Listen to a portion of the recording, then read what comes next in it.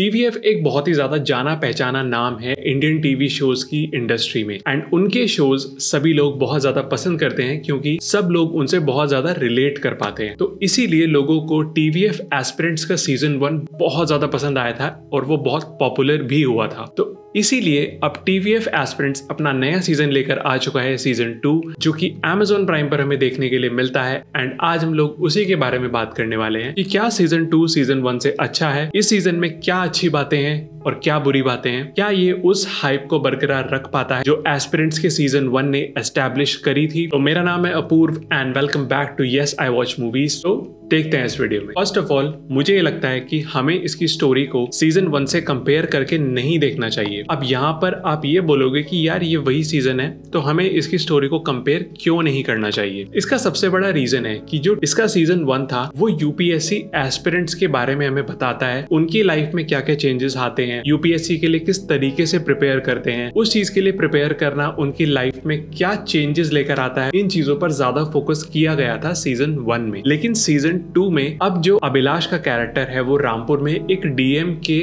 Position पर वहां पर काम कर रहा है और जो संदीप भैया का कैरेक्टर था वो एक एएलसी के पद पर वहां पर काम कर रहा है और बाकी जितने भी कैरेक्टर्स थे वो भी अपनी अपनी लाइफ में कुछ ना कुछ कर रहे हैं। तो यानी कि अब जो उनकी लाइफ की प्रायोरिटीज हैं वो अपनी लाइफ में कुछ ना कुछ अचीव कर चुके हैं। तो उस पर्सपेक्टिव से ये शो हमें स्टोरी को बताता है। तो सीजन 2 की स्टोरी बिल्कुल वहीं से शुरू होती है जहां से सीजन 1 की स्टोरी खत्म हुई थी, जहां पर हमें दिखाया जाता है सीजन 1 के एंड में कि अभिलाष फाइनली एक आईएएस ऑफिसर बन चुका है। अब वो कैसे एक आईएएस ऑफिसर बना था इस बात को इस सीजन के अंदर थोड़ा एक्सप्लोर करा जाता है और इस सीजन की स्टोरी भी उसी तरीके से 2 टाइमलाइन में चलती है जैसे कि सीजन 1 में चलती थी। एक टाइमलाइन में हमें पास्ट के बारे में बताया जाता है और एक टाइमलाइन चलती है जो कि प्रेजेंट मोमेंट पर ज्यादा फोकस करती है। इस वाले सीजन की भी और पिछले सीजन की भी सबसे स्ट्रॉन्ग बात यही है कि इसके जो कैरेक्टर्स हैं वो रिलेटेबल हैं और इस शो की जो राइटिंग है वो धीरे धीरे अपना लेवल अप ही करती जाती है, वो कहीं आपको नीचे झुकती हुई बिल्कुल नहीं मिले। एंड ये मैं इसलिए बोल रहा हूं क्योंकि जो चेंजेस आप सीजन 2 में इन कैरेक्टर्स के बीच में देखते हो वो एक कैरेक्टर डेवलपमेंट के बाद ही आ सकते हैं। जब एक कैरेक्टर ग्रो करता है अपनी लाइफ में, वो अपनी लाइफ में अलग अलग चीजों को एक्सपीरियंस करता है, तभी जाकर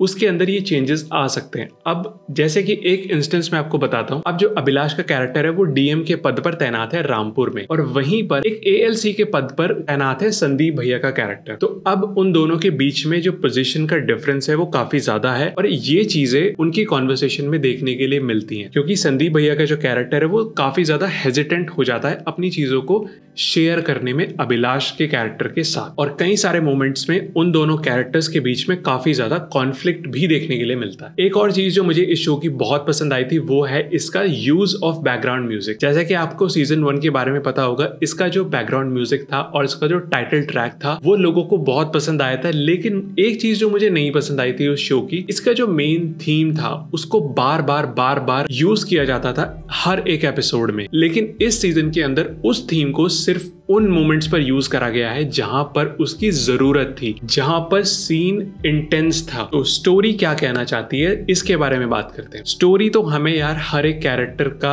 एक पर्सपेक्टिव दिखाती है कि उनकी लाइफ में क्या चेंजेस आए हैं, अब वो कैसे इंसान बन चुके हैं। और जैसा कि हमें सीजन 1 में भी दिखाया जाता है, अभिलाष का जो कैरेक्टर था वो थोड़ा सेल्फिश था क्योंकि वो 5 साल से यूपीएससी की प्रिपरेशन कर रहा था और जब आप किसी चीज के पीछे बहुत टाइम तक लगे रहते हो तो आपका जो फ्रेंड सर्कल है वो छोटा हो जाता है, काफी कम लोग आपके साथ रिलेट कर पाते हैं एंड ये चीज आपको थोड़ा सेल्फ सेंटर्ड और इगोइस्टिक बना देती है। और जब आप एक ऐसी पोजीशन पर पहुंच जाते हो जैसे कि एक डीएम की पोजीशन होती है तो वहां पर आपका इगोइस्टिक होना थोड़ा जस्टिफाइड भी लग सकता है, थोड़ा जरूरी भी हो जाता है। तो सीजन 2 में भी हमें इन कैरेक्टर्स की और ज्यादा डेप्थ में जाने को मिलता है। हमें इन कैरेक्टर्स के बारे में और बताया जाता है कि भाई अब ये क्या कर रहे हैं कैरेक्टर्स, क्या इनके अंदर कोई चेंजेस आए हैं। और हाँ, डेफिनेटली चेंजेस आते हैं और जिस पॉइंट पर ये सीजन खत्म होता है वो पॉइंट काफी ज्यादा माइंड ब्लोइंग था मेरे लिए, बिकॉज क्योंकि एक कैरेक्टर है जो कि लोगों का बहुत ज्यादा फेवरेट है। अब उस कैरेक्टर्स को लेकर एंड में आपके बहुत ही ज्यादा कॉन्फ्लिक्टिंग विचार होने वाले हैं। आपको लगेगा कि यार ये ऐसा क्यों कर रहा है। अब जो इस कैरेक्टर ने करा था वो कुछ इतना ज्यादा कुछ गलत नहीं था, तो ये इतना ज्यादा इमोशनल होकर इस फैसले को क्यों ले रहा है। तो सीजन 2 का जहां पर एंड होता है ना वो आपको सीजन 3 के लिए और ज्यादा हाइप्ड अप करेगा। हाँ, लेकिन ये शो ना फिर भी मैं ये कहूंगा कि हर एक इंसान को उतना पसंद नहीं आएगा क्योंकि ये थोड़ा स्लो पेस में चलता है। ये भाई आराम से टाइम लेता है चीजों में एंड